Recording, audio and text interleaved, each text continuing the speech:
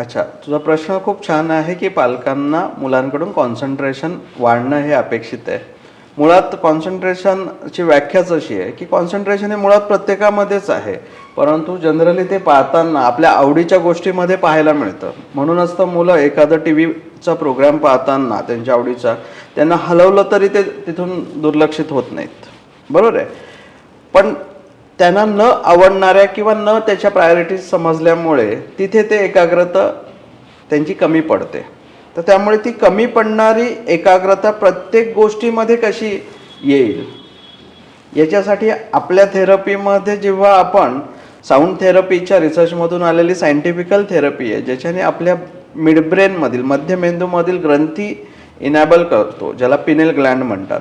तर तिची खासियतच आहे, सायंटिफिकल ते प्रूव्हन आहे की त्याचा उपयोग काय होतो. पहिला प्रथमदर्शनी तर आपलं व्हिज्युअल, आपलं ऑडिओ, आपला स्पर्श, आपला स्मेल, आपला टेस्ट, ह्या पाचही गोष्टीमध्ये म्हणजे ज्ञानेंद्रियांमध्ये एक वाईडली क्षमतावाईज ते वाढलेले पाहायला मिळतात. आणि ती जी क्षमता वाढते तर ह्या 5 ज्ञानेंद्रियाचं कामच आहे की एका ऑब्जेक्टवरती फोकस्ड करणं, आणि जिथं फोकस्ड झालं तिथं ग्रास्पिंग होणं हे स्वाभाविक आहे.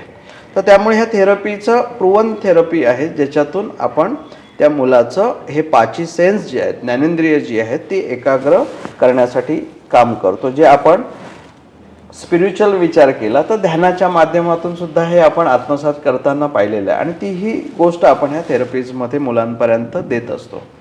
आणि आज आपण रामायण महाभारताच्या माध्यमातून जेव्हा पाहतो तर त्याच्यामध्ये एखादा ऋषी मुनी जेव्हा ध्यानिष्ठ असतात तर त्यावेळी कितीही वादळ वारे आले, अन्य काही गोष्टी घडल्या, तरी त्यांची एकाग्रता हलत नाही.